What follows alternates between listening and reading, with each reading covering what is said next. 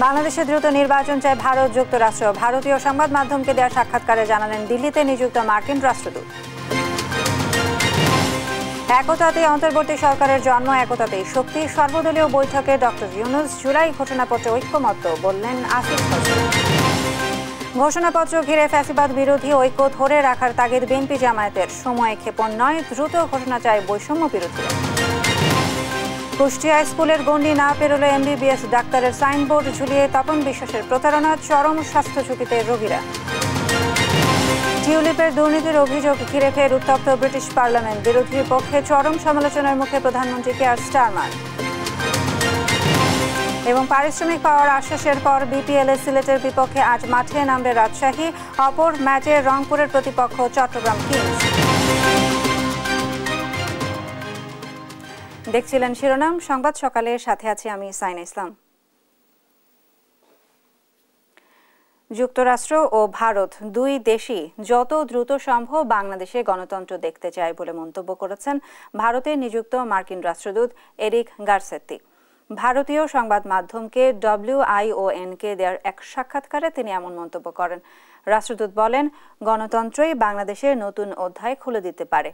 এবারই প্রথম বাংলাদেশের নির্বাচন নিয়ে কোনো মন্তব্য করলেন ভারতে নিযুক্ত মার্কিন রাষ্ট্রদূত। এরিক গারসেত্তি বলেন, আমরা দুই দেশে শান্তিপূর্ণ গণতান্ত্রিক দক্ষিণ এশিয়া দেখতে চাই। এই নীতিতে একমত ভারত ও যুক্তরাষ্ট্র। এক্ষেত্রে দুই দেশ সমন্বয় করছে বলেও মন্তব্য করেন তিনি। সাক্ষাৎকারে সংখ্যালঘু নির্যাতন নিয়েও অবস্থান ব্যাখ্যা করেন Eric. I think we both share the principles that we want to see a peaceful, democratic South Asia. And we share those principles. We're coordinating on that together. We've spoken out clearly that whether it's Bangladesh or any country, religious minorities should not be persecuted. And I think we have an opportunity. Both of us want to see democracy and democratic elections established in Bangladesh as soon as possible. একতাতেই অন্তর্বর্তী সরকারের জন্ম, একতাতেই শক্তি। জুলাই ঘোষণাপত্র নিয়ে সর্বদলীয় বৈঠকে সূচনা বক্তব্যে একথা বলেন প্রধান উপদেষ্টা ডক্টর মোহাম্মদ ইউনূস।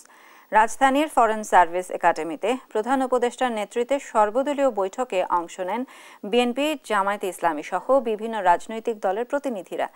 মোহাম্মদ সাকিবের প্রতিবেদন। জুলাই ঘোষণাপত্র নিয়ে অন্তর্বর্তী সরকারের উদ্যোগে সর্বদলীয় বৈঠকে নেতৃত্ব দেন প্রধান উপদেষ্টা ডক্টর মোহাম্মদ ইউনূস। সঙ্গে ছিলেন 3 উপদেষ্টা ও প্রেস সচিব। রাজধানীর ফরেন সার্ভিস একাডেমিতে এই বৈঠকে অংশ নেয় বিএনপি, জামায়াতে ইসলাম সহ বিভিন্ন রাজনৈতিক দলের নেতারা। সূচনা বক্তব্যে প্রধান উপদেষ্টা সকলকে ঐক্যবদ্ধ থাকার আহ্বান জানান। সরকারের জন্ম হয়েছে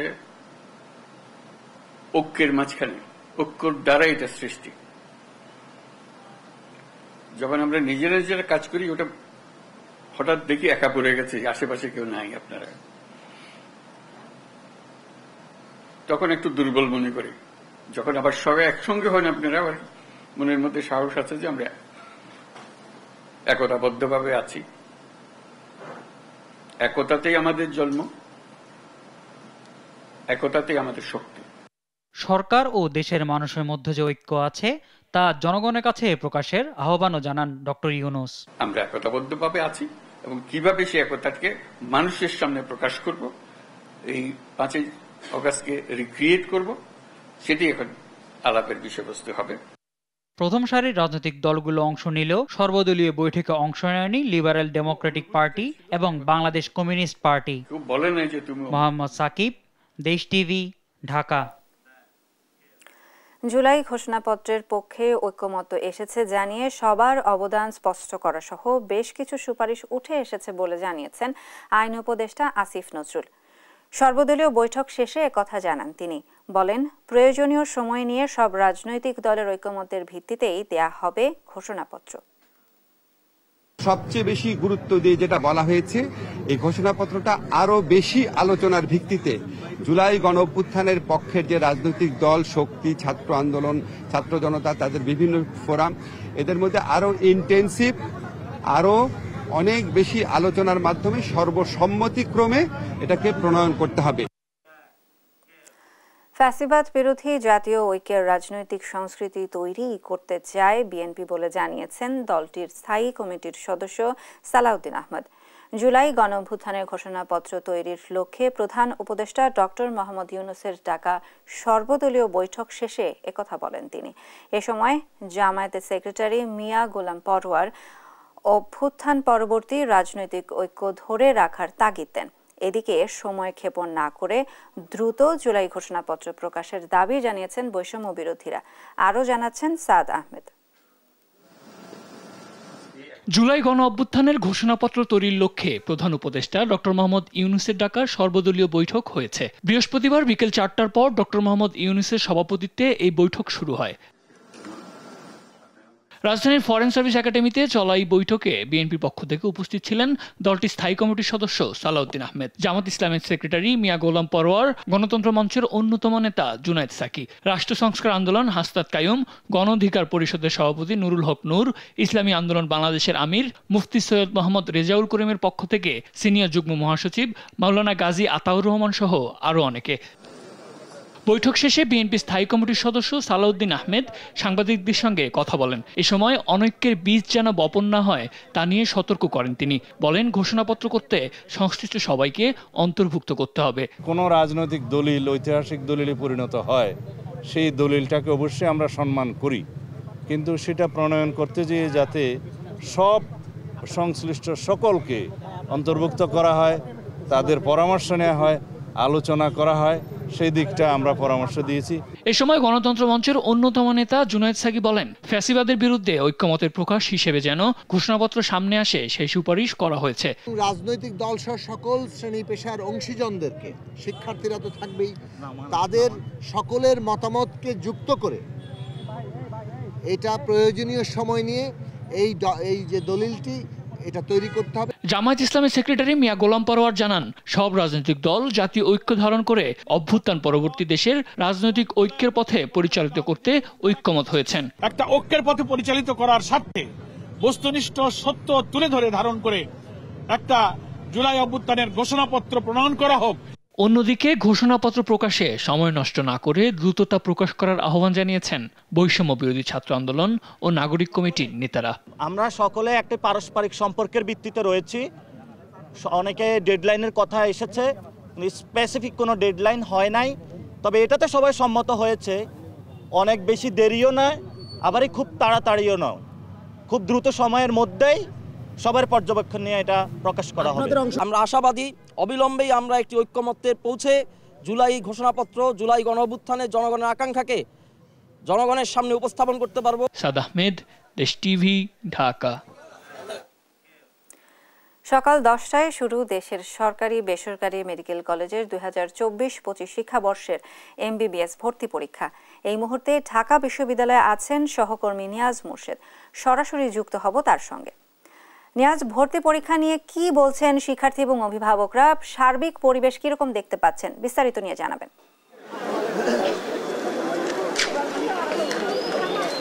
ধন্যবাদ শায়না। আমি এই মুহূর্তে দাঁড়িয়ে আছি ঢাকা বিশ্ববিদ্যালয় এলাকায় এবং ঢাকা বিশ্ববিদ্যালয়ের বিভিন্ন কলা ভবন, সামাজিক বিজ্ঞান অনুষদ এবং বিজনেস স্টাডিজ ভবন, কয়েকটি ভবনে এই MBBS 2024 এবং 25 শিক্ষাবর্ষের যে ভর্তি পরীক্ষা সেটি কিন্তু অনুষ্ঠিত হবে সকাল 10টা নাগাদ।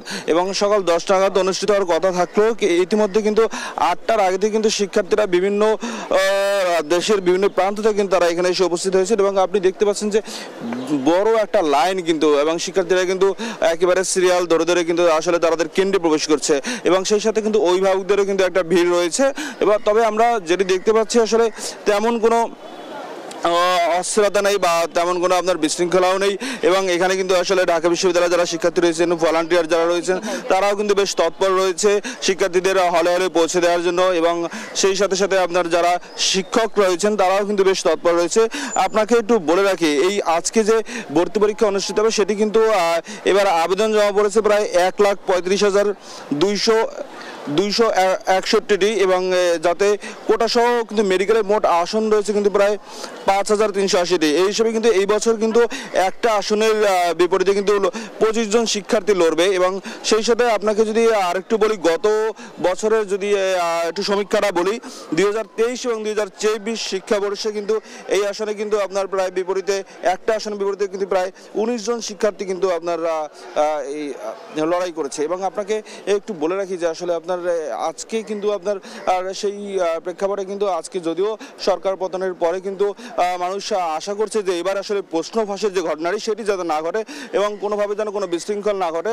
এবং বেশ আমরা শিক্ষার্থীদের সাথে কথা বলেছি, শিক্ষার্থীরা বেশ স্বচ্ছন্দে আছে, তারা আসলে আপনার কোনো রকম ভয় এবং কোনো রকম আতঙ্ক এবং সেই সাথে তারা বরাবরই এই দাবিটি জানিয়েছে যেন প্রশ্ন ফাঁসের মতো ঘটনাটি যেন আর না ঘটে এবং তারা যেন স্বচ্ছন্দে যেন মেধার ভিত্তিতে যেন তারা আসলে এই মেডিকেল ভর্তি পরীক্ষায় যেন তারা আসলে উত্তীর্ণ হতে পারে, এমনটা আসলে শিক্ষার্থীদের দাবি। সেই সাথে অভিভাবকদেরও একই দাবি যেন কোনোভাবে কোনো বিশৃঙ্খলা না ঘটে এবং প্রশ্ন ফাঁসের মতো যে বড় দুর্নীতি সেটি যেন আসলে এই সরকার যেন সেটিকে যেন নিয়ন্ত্রণ করে, সেটি তাদের দাবি। এই ছিল আমার কাছে ঢাকা বিশ্ববিদ্যালয় এলাকা থেকে সর্বশেষ তথ্য।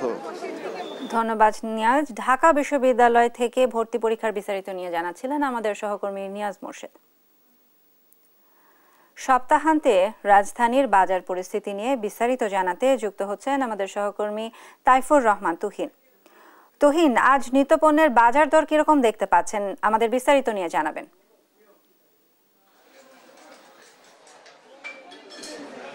শায়না, আপনাকে ধন্যবাদ। আপনি জানেন যে আসলে এই শীতের সময়ে আসলে সবজি থেকে শুরু করে সবকিছুর কিন্তু আসলে পর্যাপ্ত সরবরাহ থাকে। তারপরে আমরা যেটা দেখছি যে আসলে রাজধানীর যে বাজারগুলো, আমরা এই মুহূর্তে রয়েছি কাউরান বাজারে, যেটা কাঁচা বাজার এবং পাইকারি বাজার যেটাকে বলা হয়।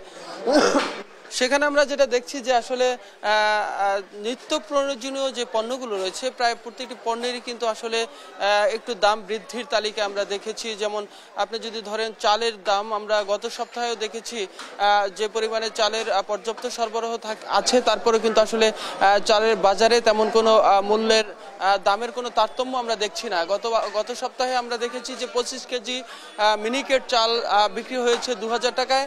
এই সপ্তাহে কিন্তু আমরা দেখছি সেই 2000 টাকায় বিক্রি হয়েছে। তবে আমরা এখানে আড়তদারদের সাথে কথা বলেছি, তারা যেটি বলছেন যে আসলে চালের সরবরাহ আছে, ইন্ডিয়া থেকে চাল আসছে, তারপর আসলে চালের বাজারে কোনো ধরনের প্রভাব পড়ছে না, দামের উপরে প্রভাব পড়ছে না। আমরা একটু সরাসরি একটু চলে যেতে চাই একজন বিক্রেতার সাথে, আমরা একজন বিক্রেতার সাথে কথা বলবো যে আসলে চালের আজকে বাজার মূল্য কি অবস্থা, কেন কমছে না আসলে চালের দাম, কি মনে হয় আপনার কাছে? চালের দাম কমবে আপনার বৈশাখ ছাড়া কমার কোনো লাইন নাই। আর চালের মনে করেন এখন দাম বাড়তি, সব চালেরই, কোনো চালের দামই কমতি নেই। ইন্ডিয়ান চাল মনে করেন একটু কিছুটা কমের দিকে আছে, আগে কিনছি যেটা বেশি দিয়ে এটা 2 টাকা করে কেজিতে কমে, সারা দেশি চালে কোনো কমের নাম নাই। কারণ এখন মনে করেন এই যে ইন্ডিয়ান চালগুলো একটু দাম বেশি দেখা আপনার দেশি চালের যারা ব্যবসায়ীরা এরা দাম বাড়ায় দিয়ে দিচ্ছে। যেমন এখন নাজি চালের সিজন, তারপরে 28 চালের সিজন, এগুলার দাম বাড়ায় দিয়ে দিচ্ছে। এটা যদি পদক্ষেপ নেয় তারা সরকার, তাইলে সে না এটা কোনো একটা সুরা পাওয়া যায়। কারণ তো নাজি চাল আমরা কিনছি তখন 72 টাকা, বেচছি 75-76 টাকা, এখন 82 টাকা 85 টাকা নতুন নাজি চাল। এটা একটা সিন্ডিকেট করে দিয়ে দিচ্ছে নতুন চালের সিজনে। মিনিকেট চালের দাম বাড়তি, এটা ঠিক আছে, কিন্তু অন্যান্য চালের দাম তো বাড়তে হওয়ার কথা না, কিন্তু ওই সুযোগে সব বাড়াতে দিচ্ছে। ধন্যবাদ আপনাকে। শুনছিলেন আসলে চালের পর্যাপ্ত সরবরাহ এখন থাকার কথা, কিন্তু তারপরেও মিল মালিক থেকে শুরু করে যারা এইটাকে নিয়ন্ত্রণ করছে তাদের সিন্ডিকেটের কারণেই কিন্তু আসলে এই চালের বাজারে স্থিতিশীলতা আসছে না বলেই কিন্তু আসলে তারা দাবি করছেন। যারা এখানে পাইকারি এবং খুচরা বিক্রেতা রয়েছেন তারা বলছেন যে এক প্রকারে যারা এই মিল মালিক রয়েছে তারা তাদের যে সিন্ডিকেট, এই সিন্ডিকেট ভাঙতে হবে, তাহলেই হয়তো চালের বাজারে স্বাভাবিক পরিস্থিতি ফিরে আসবে। একই সাথে জানিয়ে রাখি যে এই মুহূর্তে কিন্তু যে দ্রব্য মানে কাঁচা পণ্য যেগুলো রয়েছে অর্থাৎ কাঁচা বাজার, সেখানে কিন্তু কিছুটা স্বস্তি দেখা গেছে।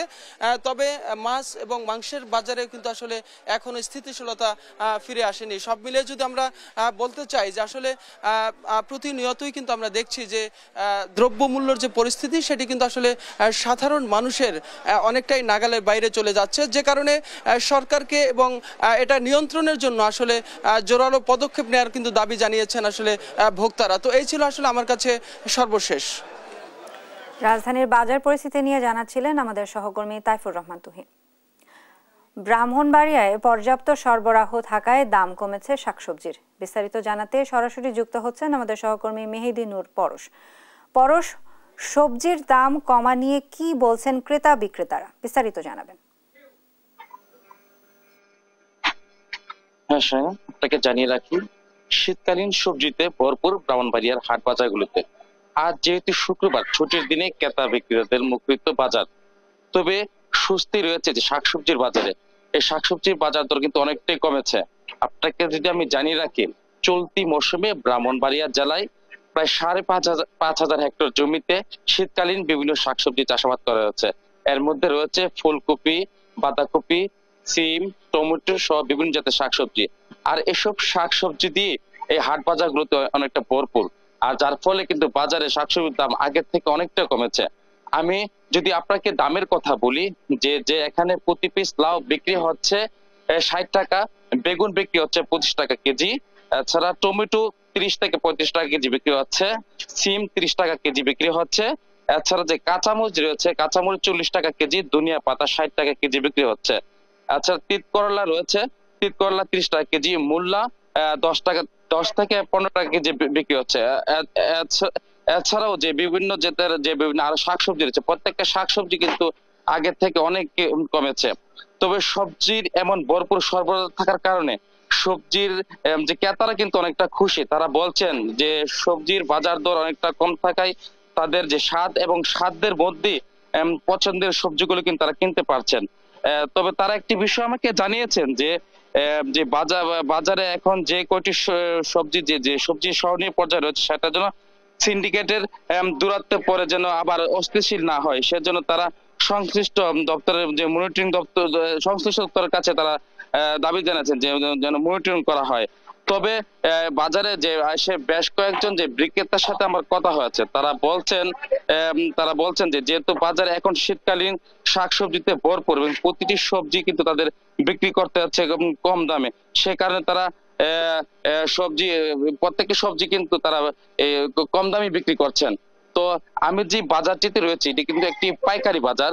তো এই পাইকারি বাজারটিতে যে শহরের বিভিন্ন স্থান থেকে যে আরো যে ছোট ছোট বাজার রয়েছে, সেখানে যে বিক্রেতা রয়েছে, তারা কিন্তু এখান থেকে এসে কিন্তু শাকসবজি কিনে নিয়ে যান। তো সবকিছু মিলে বলা যেতে পারে যে শাকসবজি বাজার দর অনেকটাই একটা সহনীয় পর্যায়ে রয়েছে।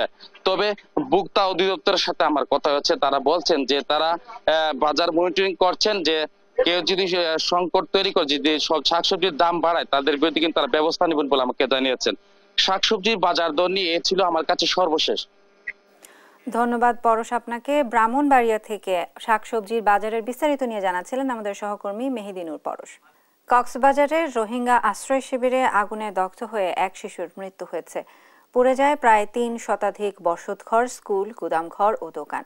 এতে গৃহহীন হয়েছেন 4,000 রোহিঙ্গা। বৃহস্পতিবার রাত 10:15টার দিকে টেকনাফ উপজেলার নয়াপাড়া মোচনী রোহিঙ্গা আশ্রয় শিবিরে আগুন লাগে। মুহূর্তের মধ্যে তা আশেপাশের বসতঘর ও স্থাপনায় ছড়িয়ে পড়ে। খবর পেয়ে টেকনাফ ফায়ার সার্ভিস স্টেশনের 2টি ইউনিট ঘটনাস্থলে পৌঁছে আগুন নিয়ন্ত্রণে কাজ শুরু করে। রাত 12:30টার দিকে আগুন নিয়ন্ত্রণে আসে। খোঁজ খবর নেওয়ার পরে আগুনের সূত্রপাতের কারণ ও ক্ষয়ক্ষতির পরিমাণ জানা সম্ভব হবে বলে জানিয়েছে পুলিশ।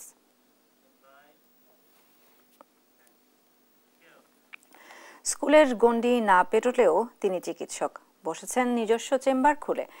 সিরিয়াল দিয়ে 300 টাকা ভিজিট দেখছেন রোগীও। সার্টিফিকেট না থাকলেও প্রেসক্রিপশন করেন MBBS ডাক্তারের মতোই। বলছিলাম কুষ্টিয়ার কথিত চিকিৎসক তপন বিশ্বাসের কথা। কোনো ধরনের সার্টিফিকেট না থাকলেও দীর্ঘদিন ধরে তিনি এভাবেই চালিয়ে আসছেন জটিল সব রোগের চিকিৎসা। আর এই চিকিৎসকের অপচিকিৎসার ফাঁদে পড়ে প্রতারিত হচ্ছেন রোগীরা, পড়ছেন স্বাস্থ্য ঝুঁকিতে। ইরফান রানার ক্যামেরায় কুষ্টিয়া থেকে নাহিদ হাসান তিতাসের রিপোর্ট। কুষ্টিয়ার মিরপুর উপজেলার পোড়াদহ এলাকার কথিত চিকিৎসক তপন বিশ্বাস দীর্ঘ 2 যুগ ধরে করে আসছেন জটিল সব রোগের চিকিৎসা। 300 টাকা ভিজিটে নিজ চেম্বারে বসে সিরিয়ালের মাধ্যমে দেখেন রোগী, প্রেসক্রিপশন করেন এমবিবিএস ডাক্তারের মতোই। যদিও এই চিকিৎসকের নেই কোনো সার্টিফিকেট, স্কুলের গণ্ডি না পেরোলেও হাতে কলমে প্রশিক্ষণ নিয়েই দেন চিকিৎসা। এতে প্রতারিত হচ্ছেন সাধারণ মানুষ, ভুল চিকিৎসায় স্বাস্থ্য ঝুঁকিতে পড়ছেন রোগীরা। গায়ে ঘা হয়েছিল ফোট, আমি ওর কাছে 2 মাস চিকিৎসা হয়েছে, আমার কোনো পরিবর্তনই হয়নি। পরে আমি কুষ্টিয়ায় যা ভালো হয়েছি, পরে আমি শুনলাম যে ও নাকি কোনো একটা ডাক্তারই না, ওর কোনো সার্টিফিকেটই নাই। একজন যখন যায় তার রোগটা ভালো হওয়ার জন্য, কিন্তু যখন কিছুদিন যায় যাবত যখন চিকিৎসা নিয়ে আসতেছে তখন মানে এটা কোনো কাজে লাগে না, শুধু টাকা পয়সা নিয়ে মানে চিকিৎসা নামে প্রতারণা, মানুষের সাথে প্রতারণা করে যাইতেছে। যে তপন কুমার বিশ্বাস যে পুরাদা ছাত্র ডাক্তার, যে চিকিৎসাগুলো দিচ্ছেন এই চিকিৎসাগুলা একটা এমবিবিএস ডাক্তার দিতেও ভয় পাই।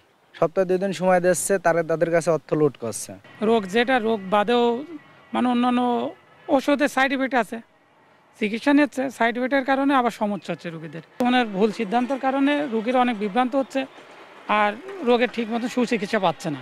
ডাক্তার নাই, ডাক্তারের কোনো সার্টিফিকেটও ওনার নাই, উনি হয়তো সম্ভবত 3 পাস নাকি পাস করছিলেন, এভাবে তার ডাক্তার জীবন চলছে। তবে চিকিৎসা সেবার স্বীকৃত কোনো সার্টিফিকেট না থাকার বিষয়টি স্বীকার করে কথিত এই চিকিৎসক তপন বিশ্বাস বলছেন, হাতে কলমে প্রশিক্ষণ নিয়েই করেন তিনি চিকিৎসা। না, কোনো সার্টিফিকেট এমবিবিএস নাই, পড়াশুনো করছি, এসএসসি পাস, ওই এগুলোই প্রশিক্ষণ হাতে কলমে শেখা আর কি। এতে প্রেসক্রিপশন, এই সাধারণ প্রেসক্রিপশনটাকে করে আমরা প্রাথমিক চিকিৎসা দিয়ে রুগী ইয়েতে পাঠাই দিই, পরে পাঠাই দিই ইয়েতে। এটা এখন ধরেন অপরাধ বললে অপরাধী হয়ে গেল, আচ্ছা কি করা যাবে অপরাধ বললে। আর সিভিল সার্জন বলছেন, এ বিষয়ে অভিযোগ পেয়েছেন তারা, তদন্ত সাপেক্ষে নেবেন ব্যবস্থা। আমার কানে বাই এসছে, এটা নিয়ে আমরা কাজ করছি, আমাদের তদন্ত টিম যাবে, টিম এসে যে রিপোর্ট দেবে তারপরে আমি তার সম্পর্কে আসলে বলতে পারবো। চিকিৎসা সেবার নামে প্রতারণাকারী এই কথিত চিকিৎসকের বিরুদ্ধে দ্রুত ব্যবস্থা নেওয়ার দাবি ভুক্তভোগী ও স্থানীয়দের। নাইদ হাসান তিতাস, দেশ টিভি, কুষ্টিয়া। একটা বয়সে এসে হঠাৎ শারীরিক পরিবর্তন, ছেলে হয়েও চালচলনে দেখা দেয় মেয়েলি স্বভাব। পরে সমালোচনার মধ্যে পরিবারের সম্মান বাঁচাতে হিজরা তকমা নিয়ে ছাড়েন ঘর। তবে মেয়েলি অঙ্গভঙ্গিতে নেচে গেয়ে উপার্জিত অর্থে চালিয়ে যাচ্ছেন নিজেদের পড়াশোনা। বলছি ময়মনসিংহের রাফি ও রাব্বির কথা। তারা বলছেন, যোগ্যতা অনুযায়ী চাকরি হলে হয়তো সমাজ ও পরিবার তাদেরকে সহজেই মেনে নেবে। ইলিয়াস আহমেদের রিপোর্ট, জানাচ্ছেন তারেক মাহমুদ সুজন। ময়মনসিংহ নগরীর নমহল এলাকার আশিক রাফি 6ষ্ঠ শ্রেণীতে পড়া অবস্থায় হঠাৎ শারীরিক পরিবর্তন তাকে মেয়েলি স্বভাবের করে তোলে। এসএসসি পরীক্ষার আগ পর্যন্ত পরিবার তাকে স্বাভাবিকভাবে নিলেও পরে নানা মানুষের কটু কথায় ছাড়তে হয় ঘর। নাম পাল্টে রাখেন বুশরা। মেয়েলি পোশাকে বিভিন্ন অনুষ্ঠানে নেচে গিয়ে উপার্জিত অর্থে পড়ছেন এইচএসসি 2য় বর্ষে। একই কারণে এসএসসি পরীক্ষা দিয়ে ঘর ছেড়ে এবছর ডিগ্রি ফাইনাল পরীক্ষা দিয়েছেন নাটক ঘর লাইনের আবিদ রাব্বি। লম্বা চুল, শাড়ি এবং বাচনভঙ্গিতে সবার কাছে তিনি পরিচিতি পেয়েছেন ববি নামে। যোগ্যতা অনুযায়ী চাকরি হলে সমাজ তাদের ইতিবাচক দৃষ্টিতে দেখবে বলে জানান তারা। চাকরি করতে পারতাম, ভালো কোনো জায়গায় নিজেকে প্রতিষ্ঠিত করতে পারতাম, ফ্যামিলি, সমাজ, রাষ্ট্র আমাকে সহজভাবে নিতে পারতো। যখন আমি ক্লাস 6-এ উঠি, মুকুল নিকেতনে পড়া হয়, তখন আমি বুঝতে পারি যে পরিবর্তন আছে। স্বজনরা বলছেন, তাদের শারীরিক পরিবর্তনে প্রথমে অবাক হলেও এখন স্বাভাবিকভাবে নিয়েছেন তারা। পড়াশোনা ও নাচ গান শেখাতে এবং তাদের আশ্রয়ে সহযোগিতা করে যাচ্ছে একটি সংগঠন। তাকে বলা হয় না যে তুমি অন্যরকম ভাবে চলতেছো কেন, এটা কোনোদিনই ওকে প্রশ্ন করা হয় না। প্রথম তো সে স্বাভাবিক, আমাদের ছেলে মেয়ে যেরকম এরকমই ছিল, কিন্তু তার পরিবর্তনটাই 8-10 বছর যাবত এরকম। বাস স্টেশনে ওদিকে যেতে বারণ করি, কারণ তাদেরকে চিন্তা করি যে তাদেরকে একটা প্ল্যাটফর্মে নেওয়া যায় কিনা, এর জন্য অনেক সাহায্য করি। বয়স বাড়ার সঙ্গে সঙ্গে শরীরের বিভিন্ন এনজাইম এবং হরমোনের কারণে এমনটি হয় জানিয়ে বিভাগীয় স্বাস্থ্য পরিচালক বলছেন, সমাজে তাদেরকে মানিয়ে নিয়ে কর্মসংস্থানের সুযোগ করে দিতে হবে। কর্মক্ষেত্র থাকতে পারে এবং সমাজের বিভিন্ন পেশায় এবং সম্মানজনক পেশায় যারা তারা থাকতে পারে, এই ব্যাপারে আমাদের উদ্যোগী হতে হবে। এর জন্য সচেতনতা দরকার আর কি আমাদের। আশিক রাফি নগরের রমেশ সেন রোডে সালমা শেখের সঙ্গে এবং আবিদ রাব্বি মালগুদাম বস্তিতে ভাড়া বাসায় বসবাস করছেন। সমাজের কটু দৃষ্টির পরিবর্তে অন্যান্য মানুষের মতোই সম্মান নিয়ে এগিয়ে যাবে তারা, এমনটাই চাওয়া সচেতন মানুষের। নিউজ ডেস্ক, দেশ টিভি। সরিষা ফুলে ছেয়ে গেছে শেরপুরের মাঠ। ফুল থেকে মধু আহরণে ব্যস্ত সময় কাটছে মৌচাষীদের। সরিষা আবাদের সঙ্গে মৌচাষীর সংখ্যাও বেড়েছে। কৃষি বিভাগের সহায়তা পেলে মধু সংরক্ষণ আরও বৃদ্ধি পাবে বলে জানায় মৌয়ালরা। সহকর্মী মুজাহিদুল ইসলাম উজ্জ্বলের পাঠানো তথ্য ও ছবিতে সালমা জাহানের ডেস্ক রিপোর্ট। সরিষার আবাদে ভরপুর মাঠ, হলুদ ফুলে মৌমাছির আনাগোনা। ফুল থেকে মধু সংগ্রহ করে বাক্সে জমা করছে মৌমাছির দল। সরিষার মৌসুমে তাই মৌচাষীদের ব্যস্ততা। এমন চিত্র শেরপুরের নকলা উপজেলার চন্দ্রকোনা ইউনিয়নে। 7 থেকে 10 দিন পর পর মৌবাক্স থেকে মধু সংরক্ষণ করেন মৌচাষীরা। আবহাওয়া অনুকূলে থাকায় এবার সরিষার বাম্পার ফলনের পাশাপাশি মধু চাষেও ভালো লাভবান হবেন মোয়ালরা। প্রতিটি বাক্স থেকে প্রতি সপ্তাহে 5 থেকে 6 কেজি মধু সংগ্রহ করা যায়। অন্য খামারে আমি কাজ শিখছি, কাজ শেখার পর আমি নিজে উদ্যোক্তা হয়েছি। আমি লেখাপড়ার পাশাপাশি এখন মৌ খামারে চাষ করি। আমার এখানে প্রায় এখন বক্স আছে, 150 বক্স আছে। প্রায় 5 লাখ টাকার মতো ইনভেস্ট করা হয়েছে অফ সিজনে। তো আশা করতেছি এখন ভালো হবে। গতবার তো শস্যই পাই নাই, কুড়ি এক মন হয় নাই। এবার আল্লাহ দিলে ফলনের খুব বাম্পার। এবার নাও বানাসি, এখন সরকার টাইনে নিলেও। তবে কৃষকরা সচেতনতা না থাকায় ফসলে কীটনাশক ব্যবহার করে, এতে মৌমাছি মারা যায়, মৌচাষীরা ক্ষতিগ্রস্ত হয়। শেরপুরে মৌ প্ল্যান্ট ও কীটনাশক ব্যবহারে সচেতনতা বাড়ানোর দাবি জানান তারা। ইদানিংকালে খুব অসুবিধায় ভুগতেছিলাম, যেটা হচ্ছে মানুষ ইচ্ছে মতো যারা বিষ দিতেছে। আসলে আমরা জানি জমিতে বিষ দিলে এটা দিতে হয় বিকালের পরে। বিকালে দিলে আমাদেরও সুবিধা হয়, মৌমাছি মারা যায় না। কিন্তু দুপুরবেলা যদি বিষ দেওয়া হয় জমিতে, তাহলে আমাদের জমিতে যখন মৌমাছি যায় আমাদের মৌমাছি মারা যায়। আমি আমাদের উপজেলা কৃষি অফিস বা জেলা কৃষি অফিস তাদেরকে আমি অনুরোধ করব তারা যেন কৃষকদেরকে এই বিষয়ে কিছু সতর্কতামূলক তাদেরকে কোনো পরামর্শ দেন। এদিকে কৃষি বিভাগ বলছে চলতি বছর জেলায় 19,068 হেক্টর জমিতে সরিষার আবাদ হয়েছে। এর মধ্যে 912টি মধু বাক্স স্থাপন করেছে মৌচাষীরা। মধুর লক্ষ্যমাত্রা ছাড়িয়ে যাওয়ার সম্ভাবনা রয়েছে। আমাদের একটি প্রকল্প আছে, তেল জাতীয় ফসলের উৎপাদন বৃদ্ধি প্রকল্প। এই প্রকল্পের আওতায় কৃষকদেরকে মধু বাক্স দেওয়া হচ্ছে, মধু হারভেস্টার মেশিন দেওয়া হচ্ছে, তাতে করে তারা যেন এই সরিষার সাথে মধুটাও উৎপাদন করতে পারে। শেরপুরে মধু প্রসেসিং প্ল্যান্ট নেই।